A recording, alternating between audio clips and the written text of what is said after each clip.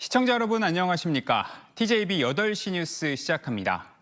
태안화력발전소에서 작업 중 숨진 고 김충현 씨 사고와 관련해 경찰과 노동당국이 첫 강제 수사에 나섰습니다. 이번 사고의 원인을 규명하고 안전관리의 책임이 어디에 있는지 찾겠다는 계획입니다. 김소영 기자의 보도입니다. 지난 2일 태안화력발전소에서 홀로 작업을 하다 숨진 고 김충현 씨 사건을 수사 중인 경찰과 고용노동부가 압수수색에 나섰습니다. 사망사고 발생 14일 만입니다. 대상은 태안화력의 원청인 한국서부발전 본사와 정비 업무를 위탁받은 한전 KPS 본사 등 모두 5곳입니다. 근로감독관과 경찰 등 모두 80여 명이 투입돼 작업 지시 여부와 방호장치 설치 여부를 비롯해 고 김용균 씨 사고 이후 권고사항을 잘 지켜왔는지 등 구조적인 원인까지 살펴본 것으로 전해졌습니다. 해당 사업장에서의 작업 중의 사고 원인뿐만 아니라 그런 작업 환경이 이르게 된 부분까지, 즉 구조적인 원인까지 같이 들여다볼 계획입니다. 경찰은 현재까지 업무상 과실치사와 산업안전보건법, 중대재해처벌법 위반 혐의로 다수의 원하청 관계자들을 입건했고 압수수색 이후 더 늘어날 수 있다고 설명했습니다. 앞서 고 김충현 씨 사고 대책위는 2인 1조 근무 원칙이 지켜지지 않았고 한전 KPS가 불법으로 직접 지시를 내렸다는 의혹을 제기하며 관련 증거 자료들을 제시하기도 했습니다. 이 사건 관련 첫 강제 수사로 수사에 속도가 붙을 전망인 가운데 대책위와 사측 간 협상은 공전하고 있습니다. 대책위는 교섭에서 사측이 유족에게 처벌 불원서를 써줄 것을 요청하는 등 반인륜적인 모습을 보였다고 지적했습니다. 지침을 주지 않으면 자기는 할 수 없다. 기업주를 보호하려고 처벌 불원서를 요구한다라고 생각이 듭니다. 한편 고인에 대한 부검 절차가 마무리되면서 본격적인 장례 절차도 시작됐습니다. 장례는 사흘장으로 치러지며 오는 18일 태안화력 정문 앞에서 연결식을 진행하고 이후 고 김용균 노동자 동상 옆에 고인을 기리는 나무를 심기로 했습니다. TJB 김소영입니다. 오늘도 대전 서구청 비서실장 게이트 의혹에 대한 후속 보도 이어갑니다. 지난해 7월 전 비서실장을 포함한 공무원 19명이 검찰에 송치됐지만 대전 서구청은 1년 가까이 지나도록 재발 방지를 위한 어떠한 조치도 내놓지 않고 있습니다. 서구의회도 줄곧 계약 관리 시스템과 조직 문화 전반에 대한 대책 마련을 촉구했지만 그때마다 수사 결과를 보고 대응하겠다는 답변만 반복됐습니다. 조혜연 기자의 보도입니다. 지난해 7월과 12월 입찰 수의계약 비리 의혹으로 경찰의 대대적인 압수수색이 이뤄졌던 서구청. 결국 지난달 비서실장 A씨를 포함해 모두 19명이 검찰에 송치됐는데 여전히 별정직 공무원이던 A씨 직위 해제 위에 별다른 조치를 취하지 않고 있습니다. 특히 입찰 수의계약의 공정성 확보를 위한 개선은 없었습니다. 지방자치단체를 당사자로 하는 계약에 관한 법률에 따라 부정당 업자에 대해선 입찰 참가 자격을 제한할 수 있습니다. 하지만 TJB 취재 결과 수사 과정에서 돈을 주고받은 혐의를 받는 8개 업체 중 6곳은 올해까지, 한 곳은 지난해 11월까지 서구의 사업을 계속 수주했습니다. 사람이 문제일 수도 있고 그 과정이 문제가 있을 수도 있고 또 그 일이 진행되는 이 잘못된 점이 다른 부서에는 어떤 영향을 미쳤을까라고 하는 것을 검토를 해볼야 되거든요. 근데 그것이 안 이루어지고 있다라고 하는 거는 너무 안일하게 조직을 보고 있다. 사건 이후 특별감사 실시나 재발방지책을 마련해야 한다는 목소리는 끊이지 않았습니다. 서구의회에서도 또 민주당 대전시당에서도 지난해부터 지속적으로 개인의 일탈이 아닌 조직의 문제로 보고 시스템 개선을 강력히 촉구해왔지만 그때마다 수사 결과를 지켜본다는 대답만 돌아왔습니다. 이러한 사태들로 인한 피해는 모두 금이익계로 향함을 명심하여 부디 남은 임기 동안 구정 정상화와 상식의 회복을 통해 노력해 주시기를 당부드립니다. 취재가 진행되자 서철모 서구청장은 입장문을 내고 조직 내 부정행위가 구조적으로 반복되지 않도록 인사제도와 계약 시스템 전반에 대한 전수점검과 제도 개선을 즉시 추진하겠다고 밝혔습니다. 또 이번에 검찰에 송치된 전임 비서실장 중 한 명은 민선 7기 때인 2021년 발생한 일로 검찰 조사를 받는 것이라고 해명했습니다. 또 송치된 공무원에 대해서는 다음 달 정기 인사에 적절한 인사 조치를 시행할 수 있도록 적극 검토하겠다고 밝혔습니다. TJB 조혜원입니다. 해양수산부 부산 이전을 우려하는 세종시의 결의안 채택이 더불어민주당 소속 시의원들의 반대로 보류됐습니다. 국민의힘 소속 시의원들은 해수부의 부산 이전에 대한 우려와 행정수도 완성을 촉구하는 결의안을 발의했지만 국가 안건을 지방자치안에서 정쟁화하는 건 적절치 못하다는 민주당 시의원들의 의견과 맞서 채택되지 못했습니다. 13대 7 여대 야소로 구성된 세종시의회는 해수부 이전에 대한 입장 표명을 거의 하지 않고 있는 가운데 민주당 김영현 시의원이 세종시에 다 가지려고 하면 큰일 난다고 발언했다가 논란이 일기도 했습니다.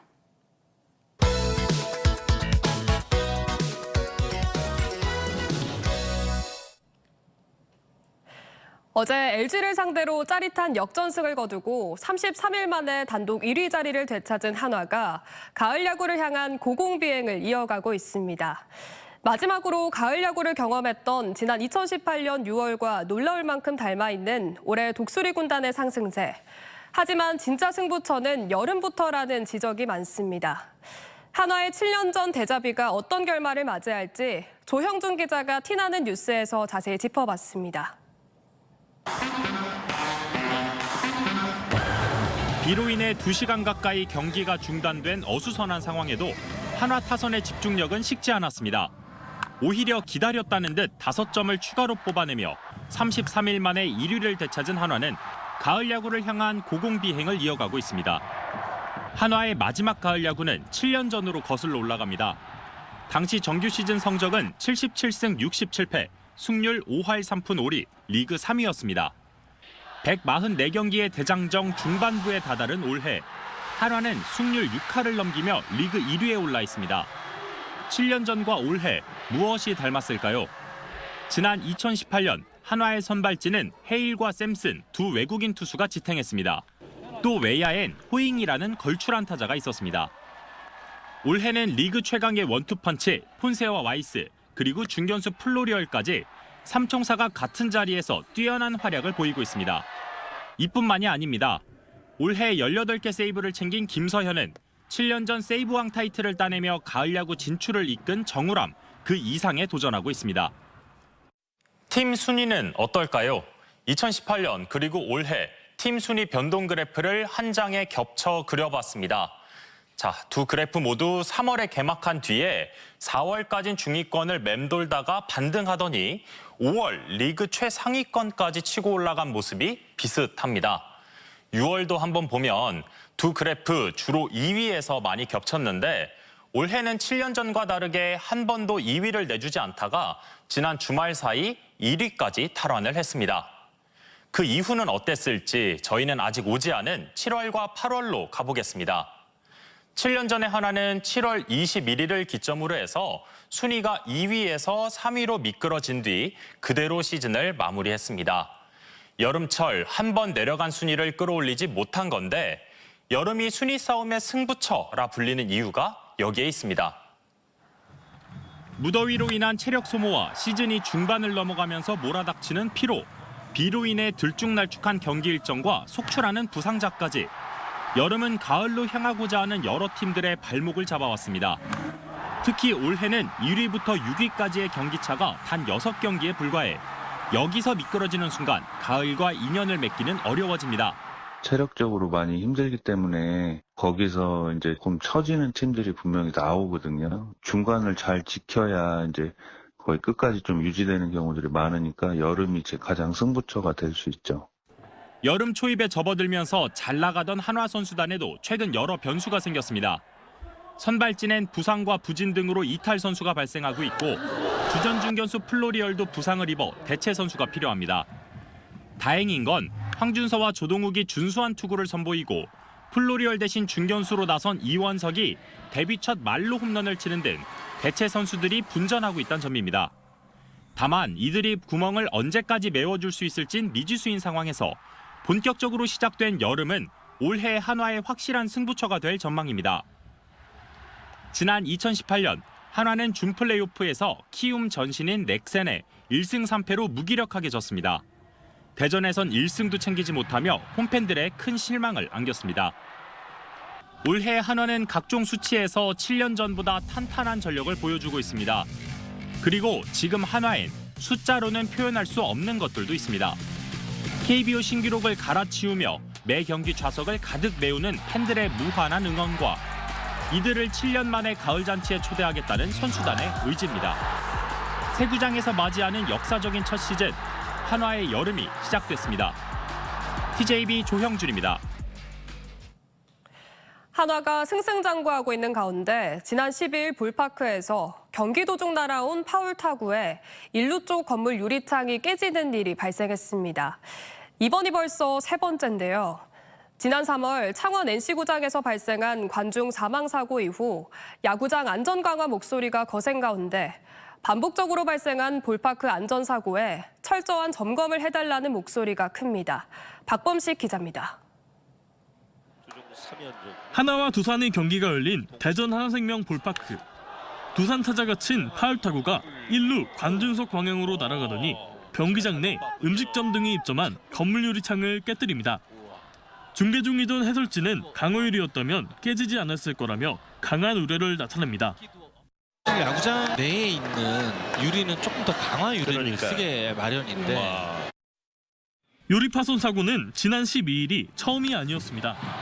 지난달 15일에도 하나 이진영 선수가 친 파울공이 오른쪽으로 날아가며 유리창이 깨졌고 그 이전에도 3루 쪽 파울볼에 유리창이 파손됐습니다. 창원 NC구장 관중 사망 사고 이후 야구장 안전을 강화한다며 정구장 점검을 실시한 이후에도 유독 하나구장에서만 반복되고 있는 위험천만한 상황에 팬들은 걱정이 큽니다. 온라인 커뮤니티와 SNS에서는 사람이 근처에 있다면 인명피해로 이어졌을 것이라며 우려의 목소리가 쏟아집니다. 파울 타구가 잘 가는 곳에 유리로 된 구역을 지은 건 좀 설계 미스 같아요. 실내 구역에서 음식을 먹는데 갑자기 공이 날아와서 유리가 깨지면 이거는 안전하다고 할 수 없어요. 취재 결과 문제의 경기장 내 건물은 강화유리가 아닌 반강화유리로 지어진 걸로 확인됐습니다. 반강화유리는 일반 유리보다 충격을 견디는 강도가 2배 이상 높지만 4-5배 강한 강화유리보다는 약하고 깨진 유리 파편이 날카로워 공이 언제든 날아올 수 있는 야구장 내 시설에는 적합하지 않습니다. 대전시는 건축 설계 당시 유리로 지어진 해당 건물까지 파울 타구가 가지 못하는 걸로 예상해 안전장치를 설치하지 못했다고 해명했습니다. 커튼을 잇는 부분까지는 공이 가기 어렵다. 안 간다고 판단이 됐기 때문에 이제 지금처럼 설계가 됐던 상황이고. 이어 하나축구협의회 오는 19일까지 우선 1루수 쪽에 그물망을 설치하겠다고 밝혔습니다. TJB 박범식입니다. 과학기술정보통신부 공무원 노조가 국민추천제에 따른 차기 장관으로 대전 유성갑 조승래 민주당 의원을 공식 추천했습니다. 공무원 노조는 조 의원이 국회 과방위에서 간사로 활동하며 과학기술과 정보통신기술, 인공지능 분야의 깊은 이해와 강한 정책 실행력을 갖춘 인물이라고 추천 이유를 밝혔습니다. 노조는 반복되어 온 학계 출신 장관에 대해 학문적 전문성으론 부족하다며 균형 있는 시각과 정책 실행력을 갖춘 인사가 필요하다고 강조했습니다. 한편 대전 서구갑 장종태 의원도 지역의 여러 단체에 의해 행정안전부 장관에 추천된 것으로 알려졌습니다. 충남도 교육청이 청양 지역 학교폭력 사건을 계기로 충남 학생 지킴이 앱을 전면 도입하고 실시간 대응 체계를 강화합니다. 충남교육청은 다음 달까지 도내 모든 학교에 앱을 보급하고 위기 상황에서 경보음과 함께 학생 위치와 상황을 보호자와 교사에게 즉시 알릴 수 있도록 할 계획입니다. 도교육청은 특히 학교폭력 미신고 사례 접수와 신속한 피해 학생 보호에도 나설 방침입니다. 이 밖에도 부교육감을 단장으로 한 학교폭력 전담팀을 신설하고 강의식에서 벗어난 체험형 예방교육도 확대합니다. 오늘 새벽 1시 37분쯤 당진시 고대면 한 도로에서 20대 A씨의 승용차가 화단을 넘어 주유소에 주차된 관광버스 등을 들이받았습니다. 이 사고로 차량에 불이 붙어 A씨가 숨지고 승용차와 버스 등을 태워 소방서 추산 3,400만 원의 재산 피해를 내고 30여 분 만에 꺼졌습니다. 경찰과 소방당국은 정확한 사고 경위를 조사하고 있습니다. 천안시는 사용이 종료된 백석동 위생매립장 상부에 설치한 천안 유관순 파크골프장 개장식을 갖고 시범 운영에 들어갔습니다. 유관순 파크골프장은 98억 5천만 원의 예산이 투입돼 5만 7천 제곱미터 부지에 36홀 규모로 조성됐으며 관리사무실과 교육장, 쉘터, 주차장 등 각종 편의시설도 설치됐습니다. 천안시는 다음 달 14일까지 무료로 임시 운영한 뒤 정식 개장할 예정으로 이용요금은 천안 시민의 경우 4,000원, 타 지역민은 8,000원이며 65세 이상은 50% 감면 혜택을 받을 수 있습니다. 대전 꿈돌이 라면이 출시한 지 일주일 만에 누적 판매량 20만 개를 돌파했습니다. 지난 9일 출시한 꿈돌이 라면은 소고기와 해물짬뽕 등 2가지 맛으로 출시됐으며 국내 대기업에서 20여 년 동안 라면 스프를 만들어 온 지역 기업과 협력해 개발했습니다. 대전시는 다음 달 꿈돌이 디자인으로 만든 호두과자와 떡볶이, 막걸리 등 다양한 식품을 출시할 계획입니다.